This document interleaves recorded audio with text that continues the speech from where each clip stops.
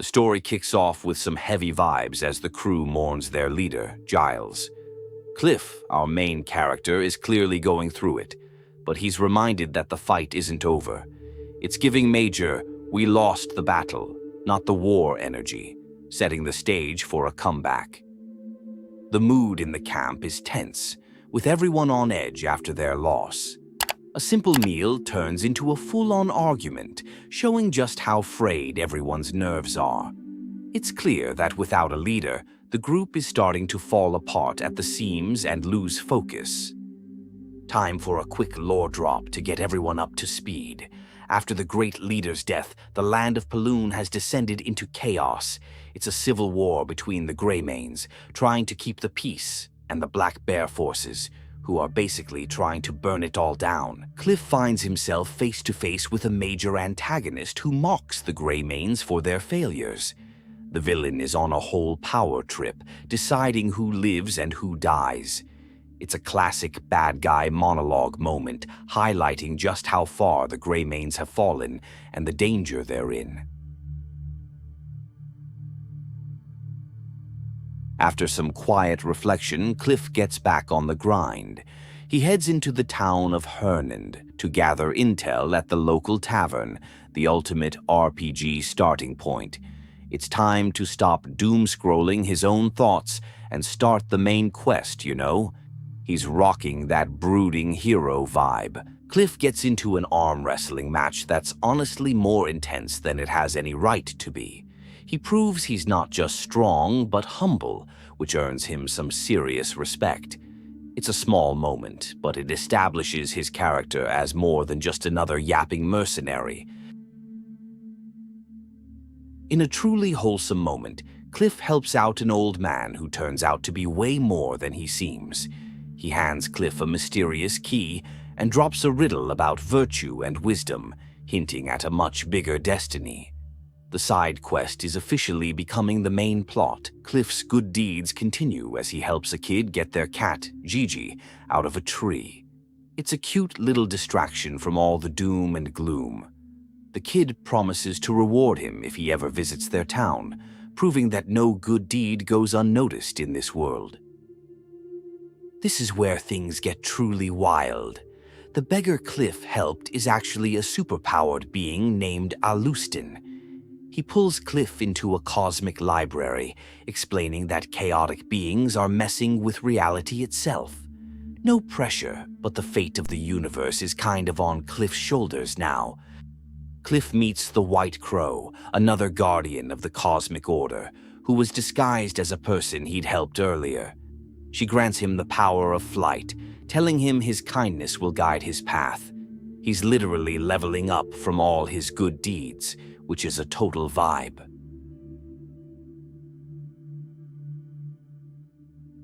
Kliff gets challenged to a duel by a knight named Matthias, who wants to test his skills against a legendary Greymane.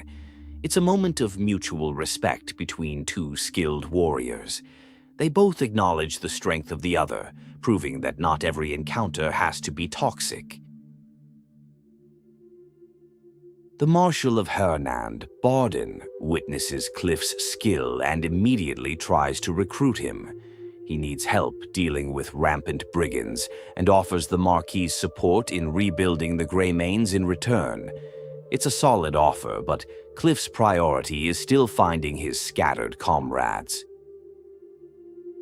Kliff decides to help a man who was robbed by thieves looking for a mysterious rock that fell from the sky. It seems like these meteorites are becoming a major plot point. Kliff tracks down the bandits, ready to deliver some much-needed justice and get the man's stuff back. Hi there. If you want to enjoy more gaming lore without grinding for 60 hours, hit that subscribe button. I do the grinding so you don't have to. Your support really helps the channel. Kliff offers to help another victim of the chaos, a farmer named Bremer whose home was destroyed by a fallen sky boulder and whose cows were stolen by bandits. It's clear these bandits are not just random troublemakers. They're systematically targeting these strange rocks for some unknown reason. We meet a drunk who claims to be a Greymane but is honestly just a mess. Despite his state, he gets fired up about helping a kid find a lost sheep and tags along with Kliff. It's a bit of comic relief, but also shows that the Greymane name still inspires action. Kliff confronts the Gold Leaf Merchant Guild, who are acting super shady. The leader, Shakatu, insists they're not the bad guys and that the real monster will be revealed soon. It's a classic case of there's more to this story, and Kliff is right in the middle of it. After saving a man from a burning building set ablaze by bandits, Kliff is tasked with rescuing the town's healer, Hubert, who was kidnapped. The bandits were after another one of those sky stones. It's becoming crystal clear these rocks are the key to whatever is going on. Shakatu reveals the real villain is the Gold Leaf Branch Master, Hornsplitter, who has been manipulating the guild for his own greed. He proposes a mutually beneficial deal. Kliff takes down Hornsplitter, and the Marquis will grant the Greymanes land to rebuild. It's a political power play, and Kliff is the key piece. With Hornsplitter defeated, Shakatu sends his thanks and, more importantly, a solid lead. A Greymane has been spotted in the alleys of Hernand. This is the moment Kliff has been waiting for, a chance to finally start reuniting his crew and rebuilding what they lost. The reunion is real. Kliff finds his comrade, Marius, who confirms others are nearby. The hope of getting the whole squad back together is finally materializing. Even with Marius injured, the morale boost is huge, and they start making plans to regroup and find the others. Kliff meets the Marquis Circus, the Lord of Hernand. He's incredibly grateful for Kliff's help and officially offers the Greymanes a place to call home on Howling Hill. It's a massive win, giving the scattered mercenaries a base of operations and a fresh start. The Greymane reunion continues as more members, like Ross, arrive at the new camp. The vibes are immaculate as old friends reconnect. They also get intel that Jan, another comrade, is locked up in a madhouse called Husmados for beating up a priest, which sounds perfectly on brand for him. Kliff breaks Jan out of the asylum, where some seriously messed up cleansing rituals are happening. Jan, ever the chaotic force, is just glad to be free and immediately starts talking about catching up on all the drinking he missed. Some things truly never change. Marius is worried about Naira and Andrew, who were escorting a count and haven't been heard from. The good vibes of the reunion are immediately hit with a dose of reality. Kliff, being the reliable leader he is, agrees to look into it, because the squad isn't complete yet.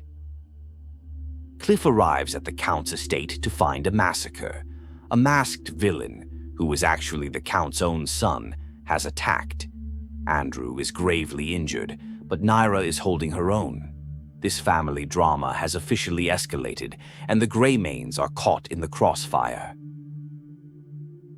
The masked villain, known as the Devil of the Redfields, gets a whole villain monologue backstory.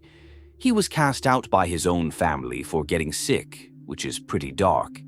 His tragic past fuels his rage, turning him into the monster he is today, and Kliff has to stop him.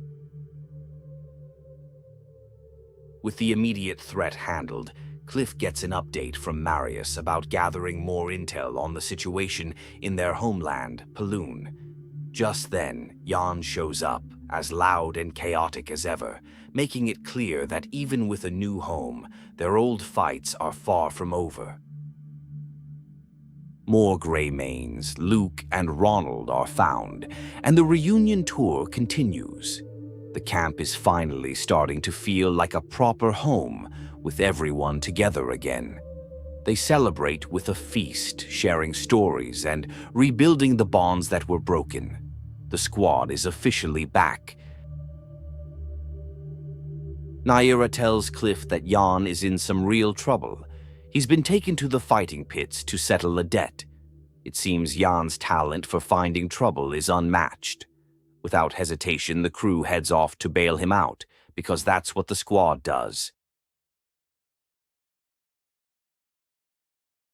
Kliff picks up a package from a fence for Alustin, which contains scholar's robes.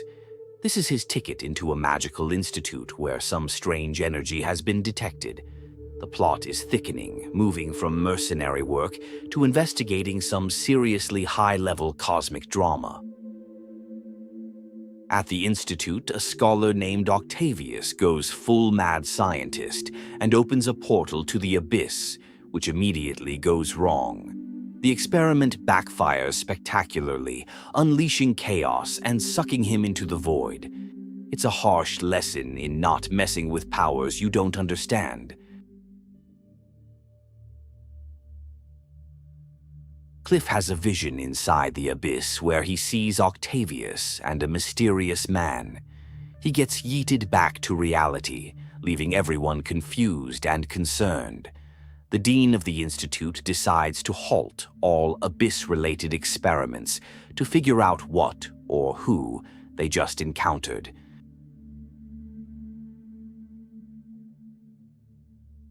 The Marquis sends an invitation to a harvest festival banquet, which will be attended by a large delegation from a place called Demonice. Marius gets suspicious, especially since their new ally, Alien, fled from there. They realize this banquet might be a trap or a major political move. The banquet goes completely off the rails when the gift from the Demonice delegation is revealed to be a giant, horrifying monster. Grand General Bastier uses the moment to make a power statement, but the monster breaks free and starts wreaking havoc. So much for a peaceful dinner. After the chaos, Alien reveals some vital intel. Someone in Demonice has been secretly supplying the Black Bears, the Greymanes' sworn enemies. This connects the political drama of Demonice directly to the mercenaries' past, suggesting a much larger conspiracy is at play. Things get serious when Alustin reveals that White Crow has been kidnapped. She was taken by a black witch who wants her power. Kliff is tasked with following a crow to find her, pushing him deeper into the cosmic struggle between the forces of order and chaos. A survivor explains that fanatics forced open Heaven's Gate, a portal to another world, in the name of some mysterious mother. They slaughtered anyone who stood in their way. Kliff realizes this is connected to White Crow's kidnapping and prepares to enter the portal to stop them. Kliff rescues White Crow from her own twisted shade, which was a manifestation of her dark side. Even with her safe, she fears this is not the end of the threat. The experience leaves them both shaken, hinting that the larger battle is far from over. Just as things seem to be settling down, the Marquis sends an urgent message. A Greymane has been spotted in the war-torn land of Kaleid, which is currently under attack by the Black Bears. It's a race against time to save their comrade and confront their old enemies. Arriving in Kaleid, Kliff finds the soldiers completely overrun by the Black Bears. The situation is grim, but the soldiers see the legendary Greymane's arrival as a turning point. Kliff's presence alone is a massive morale boost, giving them a real chance to fight back against the overwhelming force. Kliff reunites with an old friend, Stefan Landford, in the heat of battle. Together, they fight to defend the castle from the traitors and the Black Bears. It's an epic reunion on the battlefield, with both legends fighting side by side to protect their people and turn the tide of the war.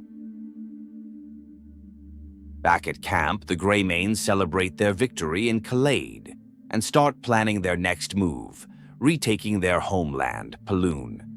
The Jackals, another enemy faction, have taken over in the Black Bears' absence. It's time for the Greymanes to finally go home and settle some old scores.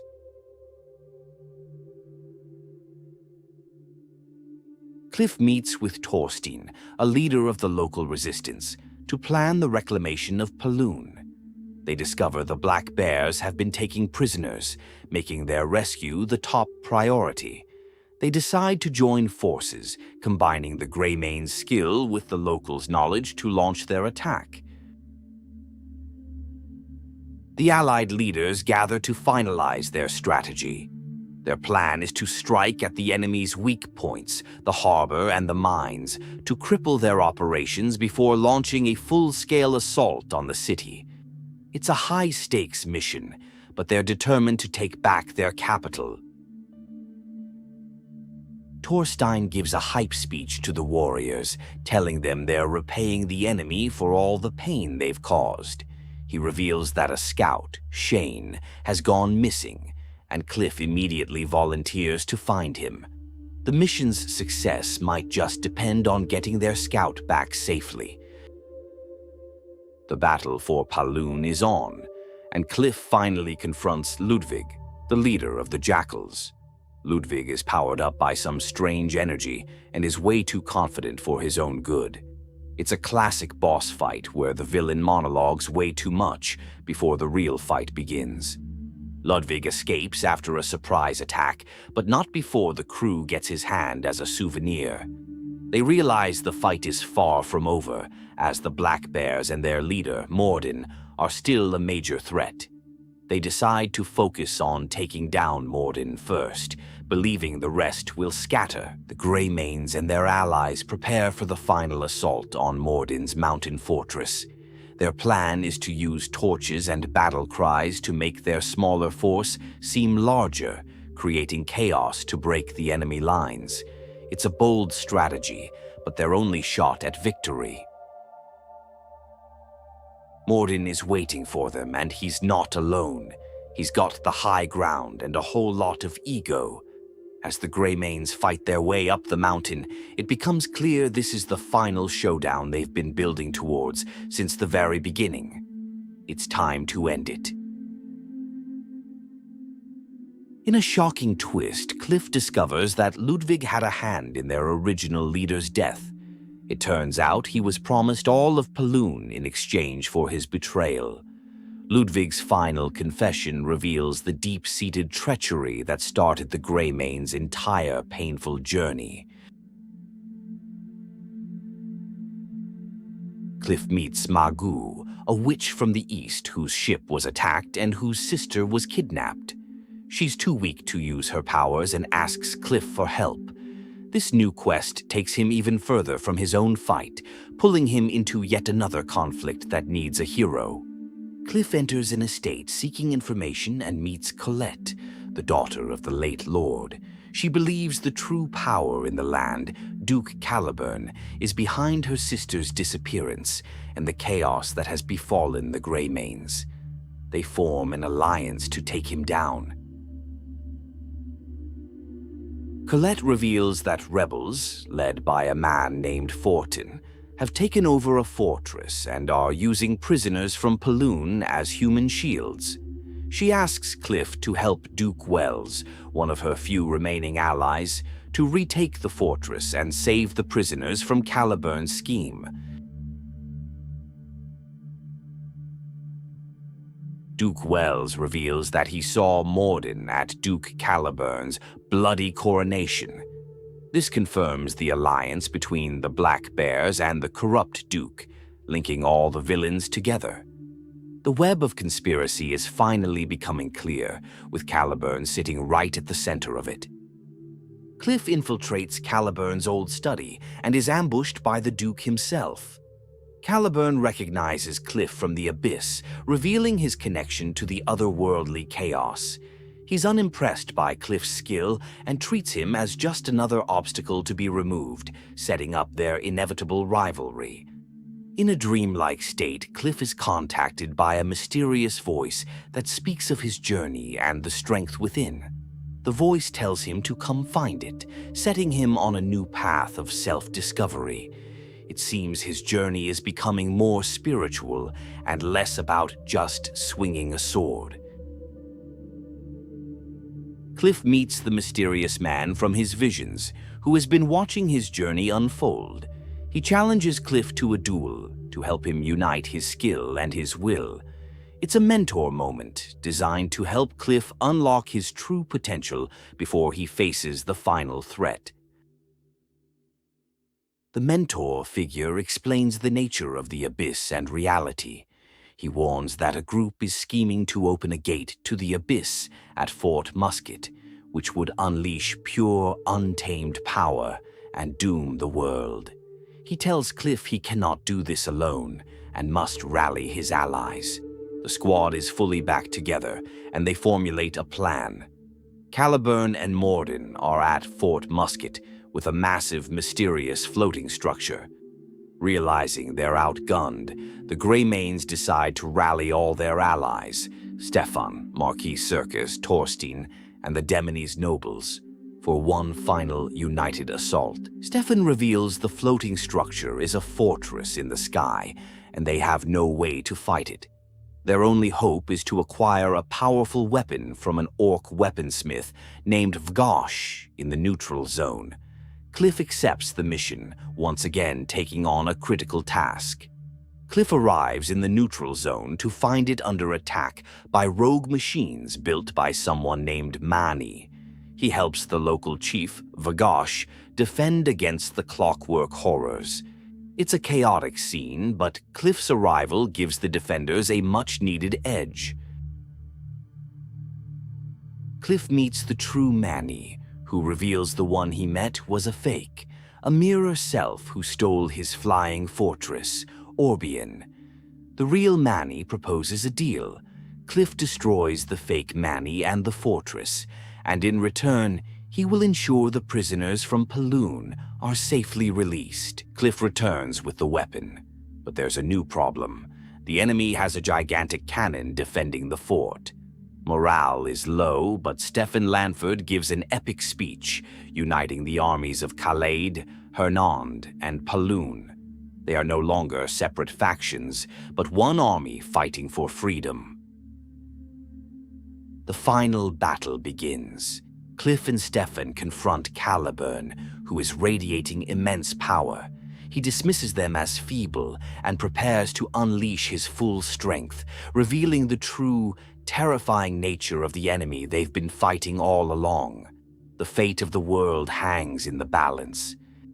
The true enemy reveals itself, a being that is both Morden and Caliburn, an entity embodying all dark desires. It claims to encompass everything and everyone, a fusion of all the villains they've faced. This isn't just a fight against a man anymore, it's a battle against a concept.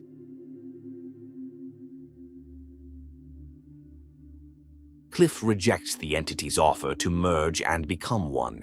He understands that their paths are fundamentally different and coexistence is impossible.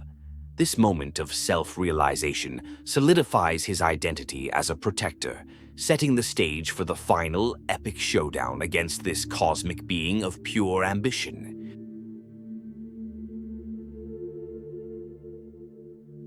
After the epic final battle, Kliff has a quiet moment with his crew. They ask if he's ready for what comes next, acknowledging the journey they've all been on. With a sense of peace and readiness, Kliff walks forward, prepared to face the future he fought so hard to protect.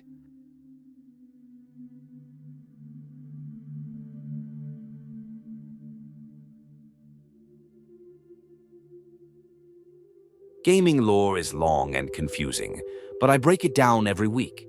Subscribe so you never miss a plot twist or hidden detail. Thanks for watching.